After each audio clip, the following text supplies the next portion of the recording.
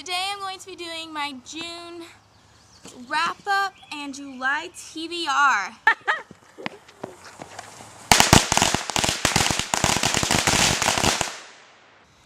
It's the 4th of July, so I figured we'll do it outside in my yard. Yes, that is a barn. It's not my barn, but it's a barn. Now the books that I have here are not all the books for my wrap-up. A lot of them were library books, but I have my list, so let's begin. This month I read a total of 13 books and began a 14th book. This month I read Tokyo Heist by Diana Wren, and I loved it. I read a lot of bad reviews about this book, but overall I really enjoyed it. I loved the art and the culture references in it. It was just awesome. I loved it. In fact, I wish they had a graphic novel of it. It was so good. The next thing I read was Ready Player One by Ernest Cline. This book had so much detail in it. I love the references to the 80s. My parents grew up in the 80s, so I know a lot of the references, and it was just very in-depth. I love how they layered their characters. It was just phenomenal. 5 stars. I loved it.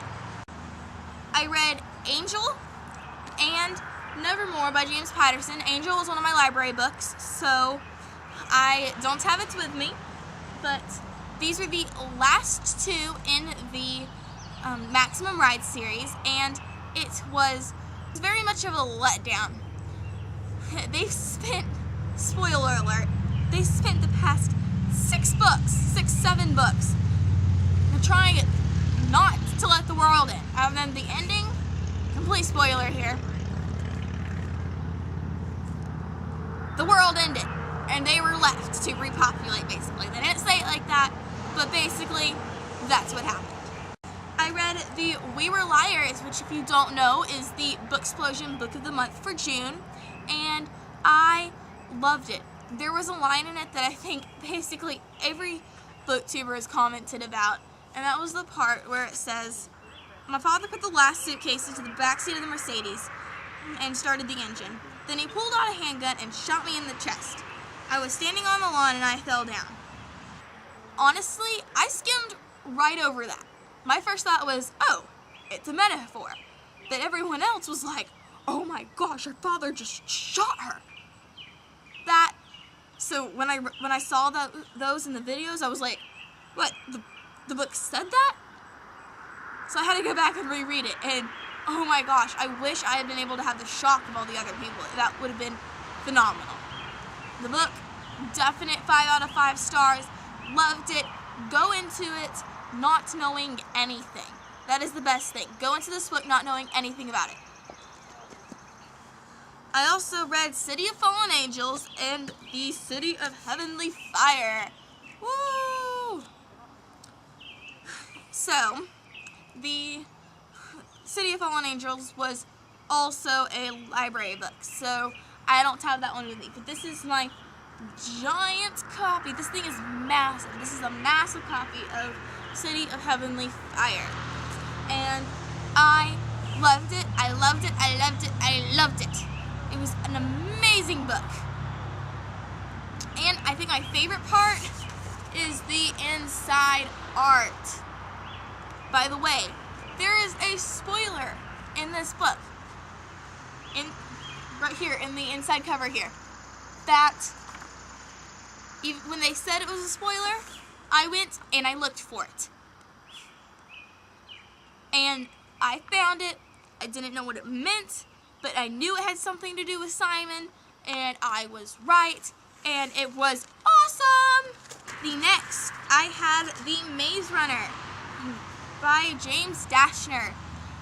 Now, this one was fairly good. I really enjoyed it. Definitely a middle grade book. However, I think that they could have evolved the world so much more. And with the movie coming out, I really hope they do that more. Then I had The Fifth Wave, and that one was really good. Also a library book. I At first I didn't realize that they were switching perspectives, so that was a little difficult for me at first, but then I just dove right into it and it was amazing. I loved it. Then I read If I Stay. It was, that one was a library book. That one was really, really good. The way that they showed the characters, the out-of-body experience, that was right there along with the characters. It was just wow. And with me dealing with a loss in my family, my grandmother, that was wow. Maybe not the best time to read that book, but it was awesome. Loved it. I also read Steel Heart, which was also a middle grade book. I really liked it. With the epics, I really thought of them as more like the X-Men when they were mutants. That's kind of how I understood that. And so I'm really interested to see how Calamity comes through and if they even explain that. The second one comes out later this year. I also read The Program, which is the last of the 13 books that I read this month. In this book, the epidemic is suicide. And it was scary because it was very realistic, and you could really see how the characters thought about their friends committing suicide, how that affected them, how they were so depressed. And I don't think suicide is the epidemic, honestly. I think depression is more of the epidemic, because once they feel like they have nothing left, that's when they go into the program. Now, I don't agree with them taking their memories, and I'm really interested to see how that comes about. Are they going to develop more orange pills? That kind of thing. So excited. And finally, the book that I'm currently reading is Daughter of Smoke and Bone by Laini Taylor. So far, it's really good. I don't think it's lived up to the hype the BookTube gives it. Not so far, but I'm really excited about that. Finally, it's time to pick out the TBR for the month of July.